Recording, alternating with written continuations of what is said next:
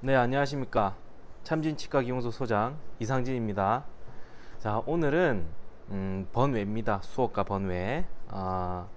오늘 구독자 수를 보니까 35분이나 벌써 이제 구독을 해주셨더라고요. 너무 감사합니다.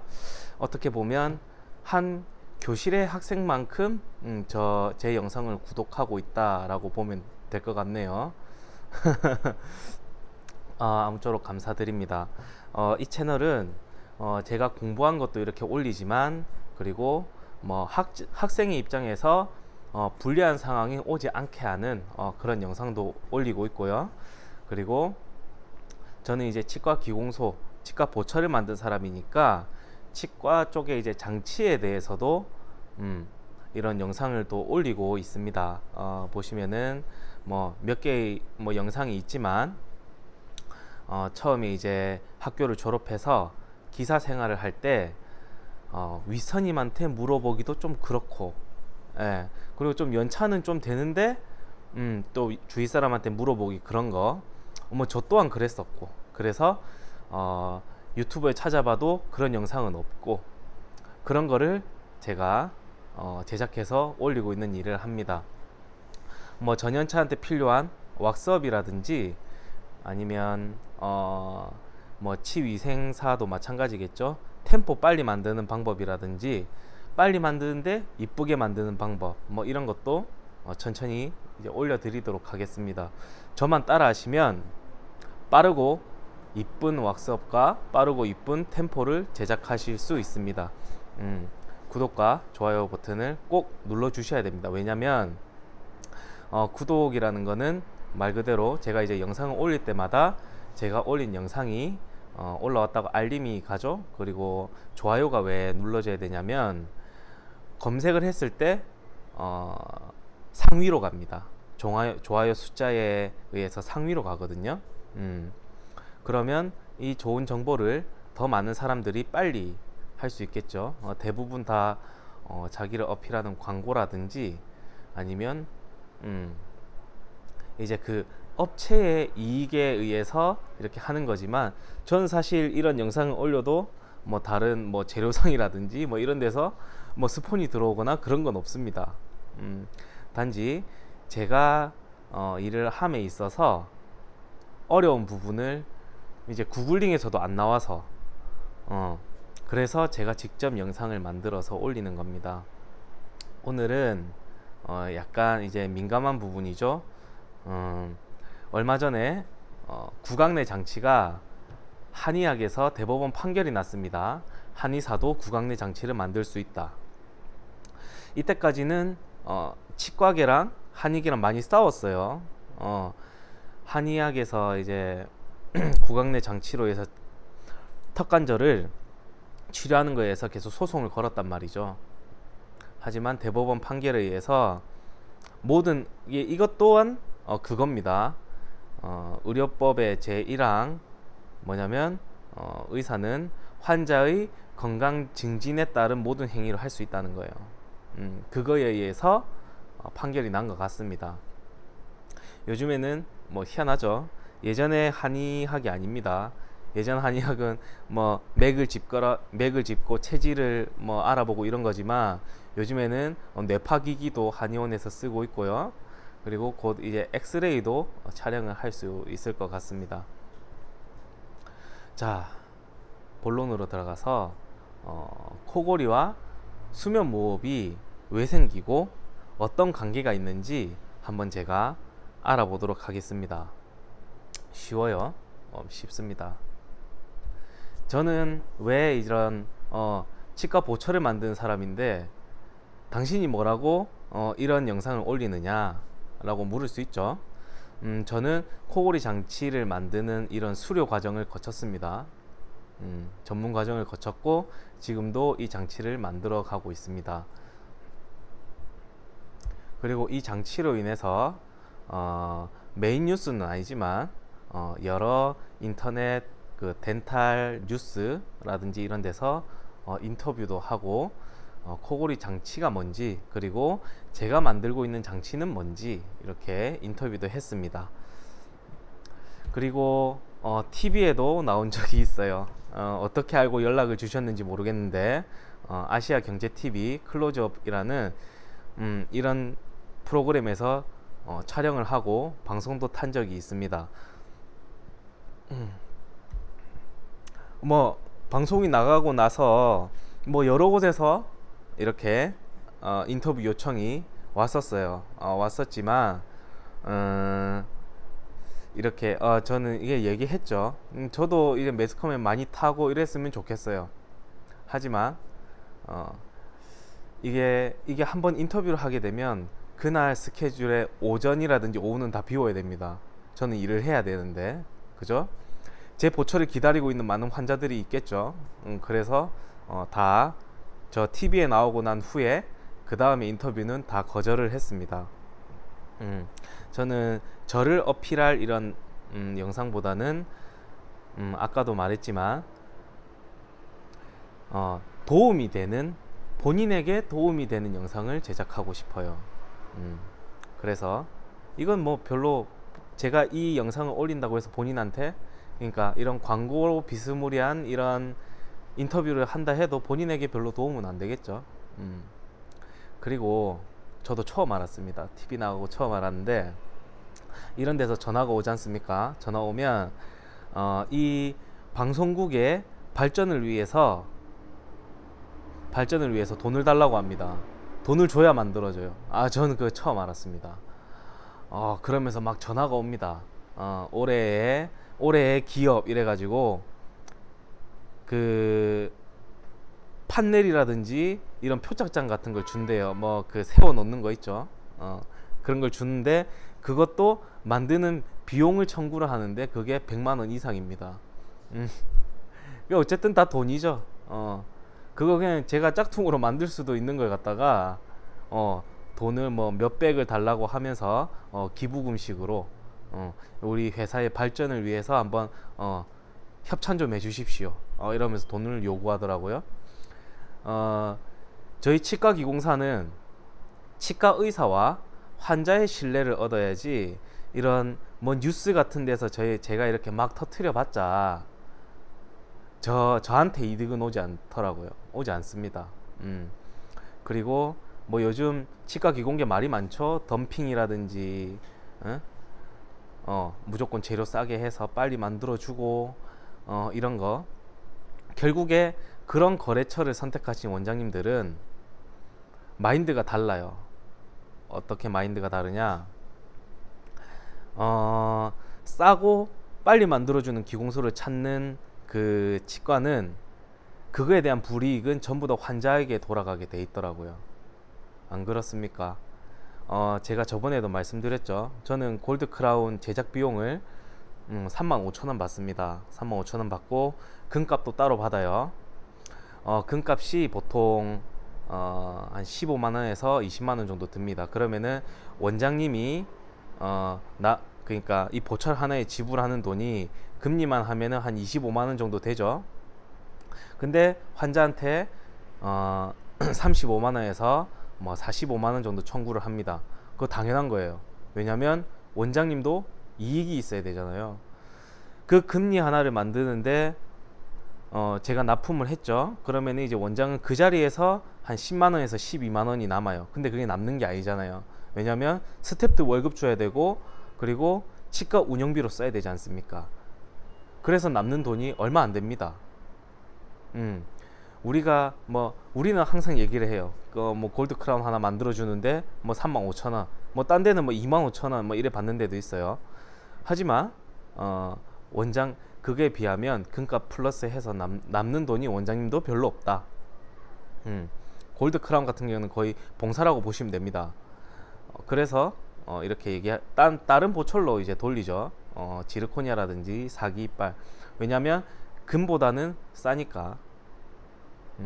뭐 다른 이유도 있습니다. 뭐 심미적인 이유에 의해서 앞니를 금리로 할 수는 없잖아요.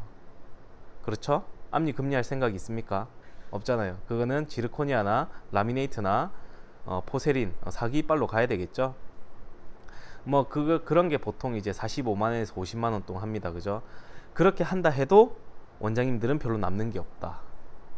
사실 우리도 별로 남는 게 없고, 제가 지금 포세린을 55,000원 정도 받고 있습니다. 사기 이빨을.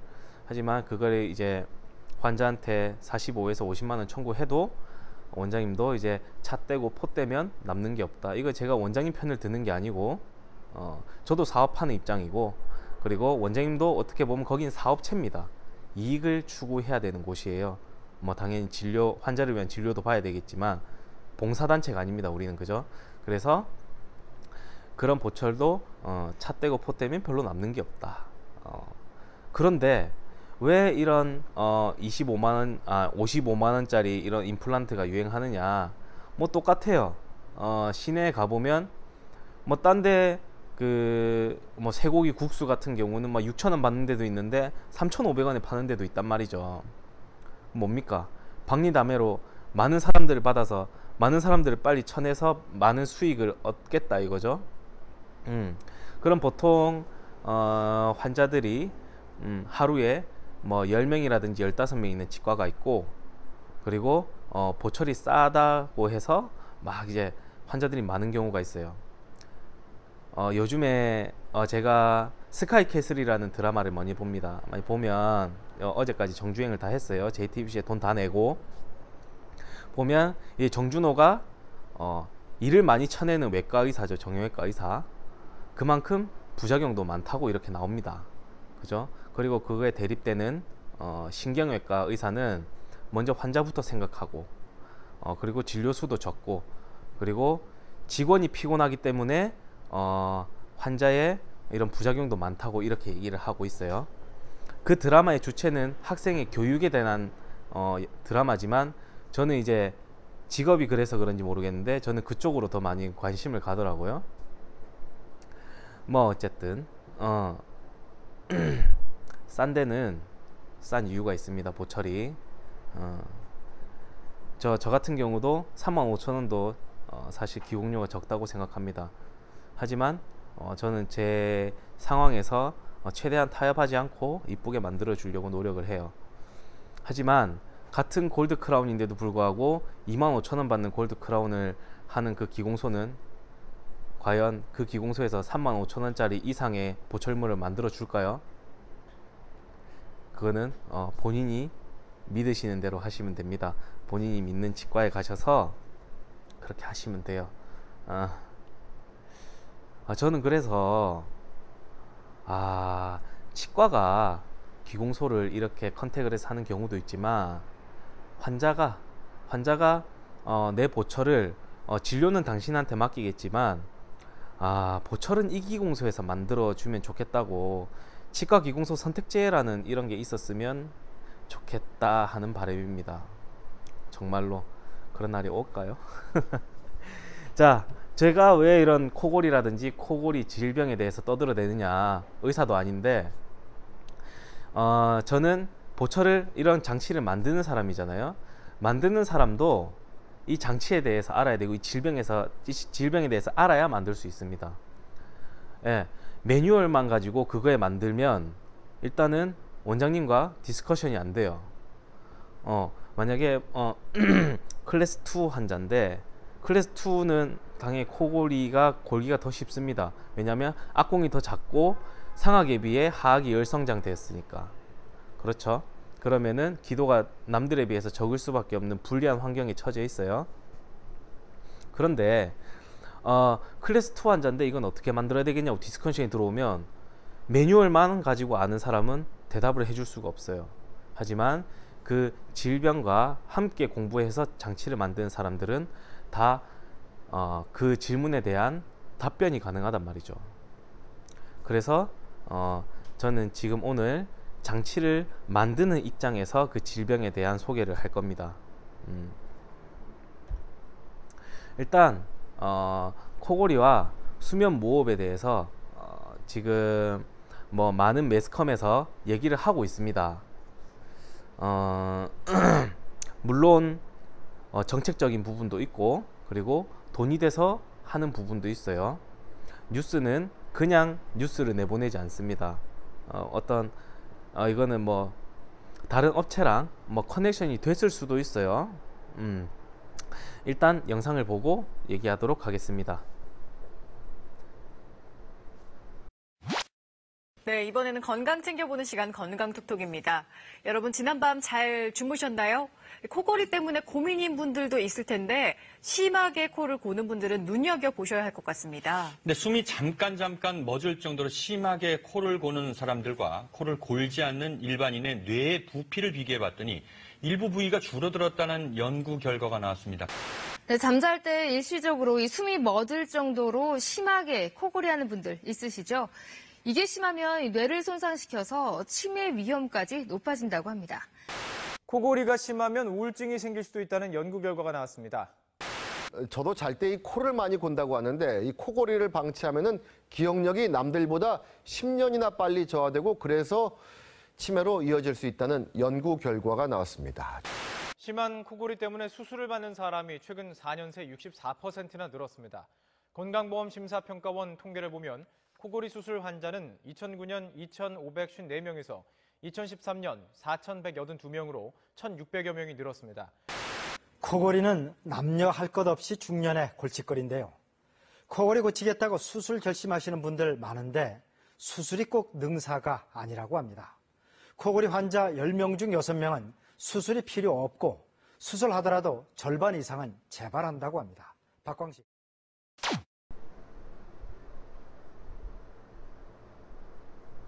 자, 영상은 다 잘 보셨나요?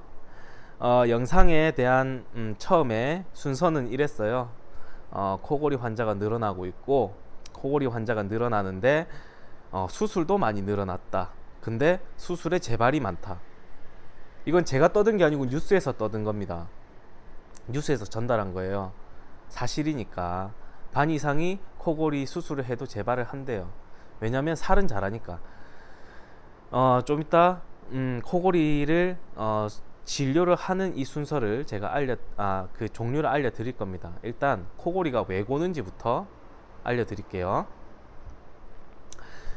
일반적으로 이제 젊은 사람이라든지 코 호흡을 많이 해서 구강에 관련된 근육들이 탄력이 있는 사람들은 누워도 그 탄력 있는 근육들이 처지지 않습니다. 보통. 그래서 코골이 자도 일단 자는 동안 어떤 소리가 나지 않아요. 잘 나지 않는데, 자, 지금 영상을 보시면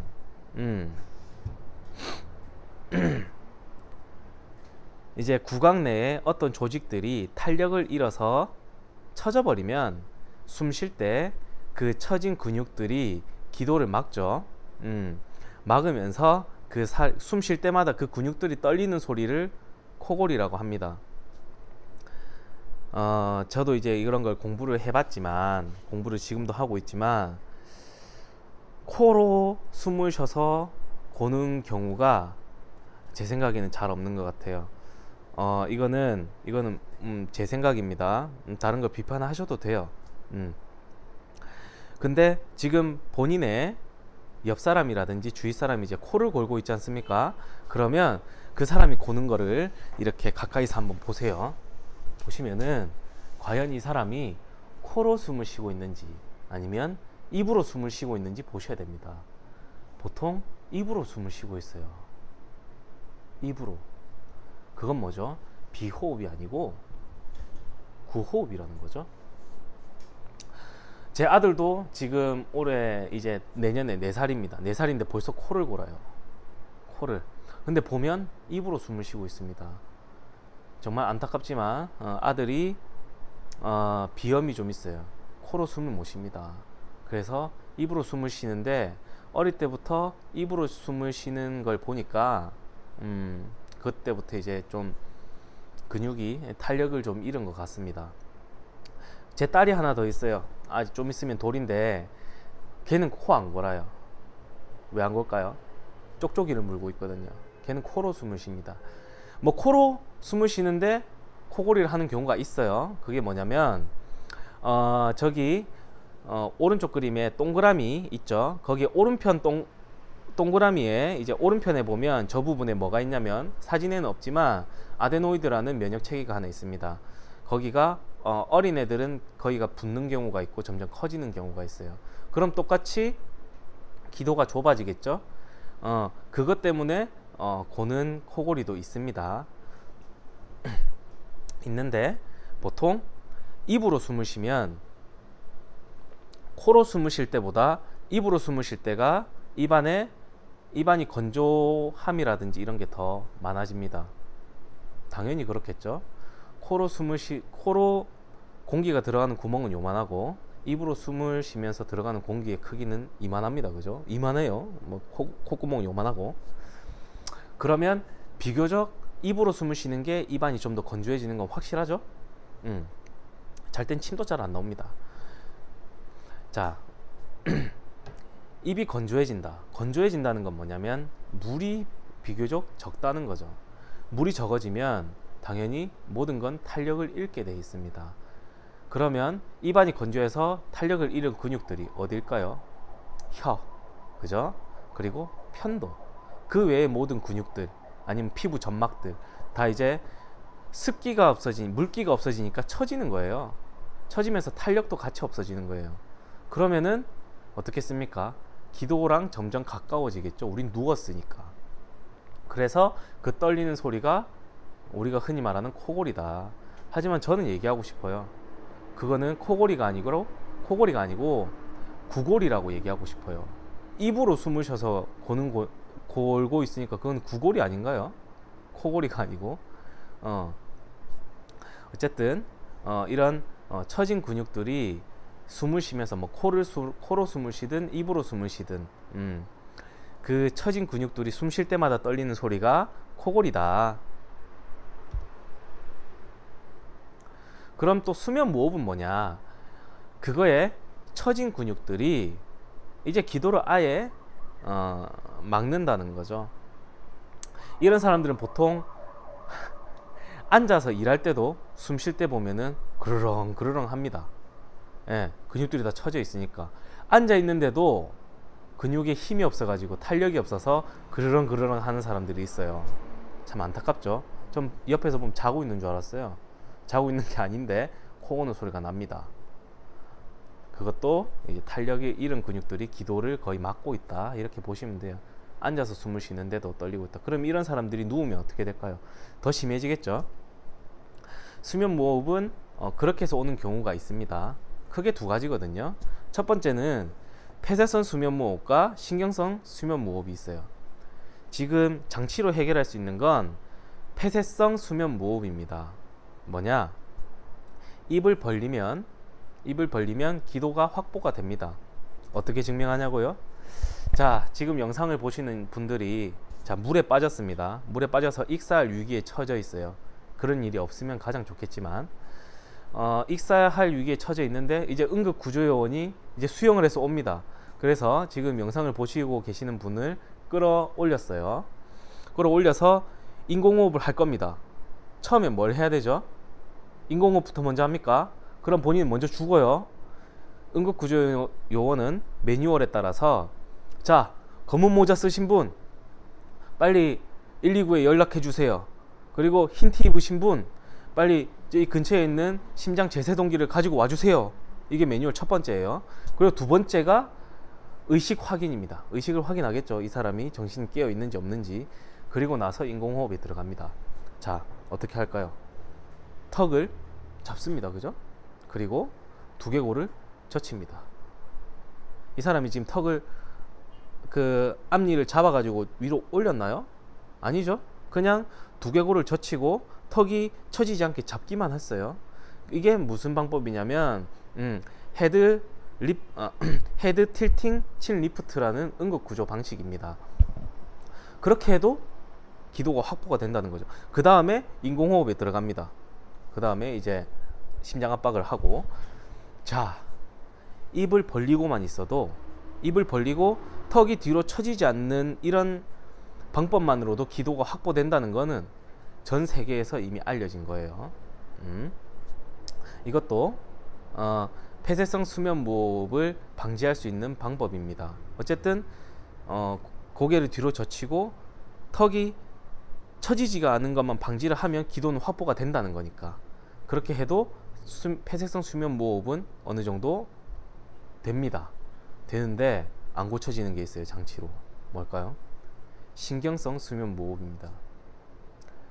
폐쇄성 수면 무호흡은 아까 말했지만 보통 이제 일반적인 폐쇄성 수면 무호흡은 이래요. 자다가 갑자기 숨을 안 쉽니다. 오래 가요. 오래 가다가 이래요. 그죠? 주변에 이런 분이 있을 거예요. 이런 건 뭐냐? 근육이 기도를 막고 있어요. 일단은 혀 근육이라든지 처진 혀 근육이라든지 편도가 그 외에 구강 내 점막들이 처져서 기도를 막고 있어요. 이제 죽을 것 같아요. 뇌에서 신호를 보냅니다. 야, 숨 쉬어! 이러면서. 그러면서 이제 그 뇌에서 이제 명령을 내렸잖아요. 명령을 내리니까 그제서야 이렇게 하는 거예요. 하지만 신경성 수면 무호흡은 다릅니다. 뭐냐면 뇌에서 숨 쉬라고 명령을 내리지 않는 거예요. 정말 위험하죠. 이 사람은 일단 깨어 있을 때는 상관없어요. 살아야 되니까 알아서 숨을 쉽니다. 하지만 잘 때 거의 무의식이죠. 잘 때는 뇌도 쉽니다. 뇌도 쉬는데 뇌에서 숨 쉬라고 얘기를 안 하니까 얘도 그냥 이 사람 가는 거예요. 정말 위험하죠. 이 사람은 양압기라고 있죠. 그게 일단은 지금 현재로는 최선의 방법입니다. 억지로 산소를 넣어주는 거 엄청 불편해요. 우리 옛날 영화에 보면 양들의 침묵이라고 있습니다. 연쇄살인마인데 이 사람이 딴짓을 못하게 마스크 같은 걸 끼고 있거든요. 마스크 끼고 있는데 거기다가 이제 산소 주입기가 들어가는 거예요. 완전 중환자처럼. TV에 보면은 연예인들도 나 혼자 산다에 보면 그런 거 막 가지고 다니는 모씨가 있죠. 뭐 장비도 이만해요. 그거를 항상 들고 다니는 거예요. 안 하면 죽거든요. 일단 지금 영상까지는 이래요. 코를 고는 이유를 제가 말씀드렸고요. 수면 무호흡과 코골이가 어떤 관계가 있는지, 그리고 수면 무호흡은 두 가지가 종류가 있는데 폐쇄성과 신경성이 있다. 이걸 알고 이제 다음 장으로 넘어가 보도록 하겠습니다.